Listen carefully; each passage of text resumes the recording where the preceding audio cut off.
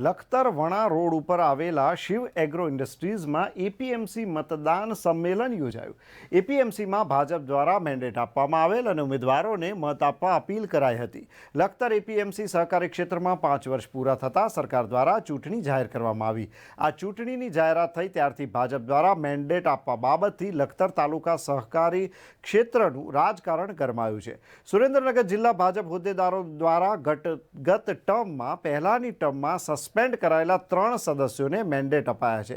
1990થી ભાજપ સાથે જોડાયેલા ભૂતપૂર્વ લખતર તાલુકા ભાજપ પ્રમુખ આ ટર્મના ડિરેક્ટરને મેન્ડેટ નહીં આપી કોંગ્રેસના સદસ્ય અને માલિકા ગામમાં ધારાસભ્યની ચૂંટણી લડતા ભાજપના ઉમેદવારની સભામાં જોરદાર બોલાચાલી કરનાર કોંગ્રેસના સક્રિય કાર્યકરને ભાજપમાંથી મેન્ડેટ આપતા ભૂતપૂર્વ તાલુકા પંચાયત પ્રમુખ અને ભાજપ સામસામે આવી ગયા હતા। બંધ કરી અને ભારત માતાનો જયઘોષ કરીશું। ભારત માતા કી, ભારત માતા કી, વંદે વંદે।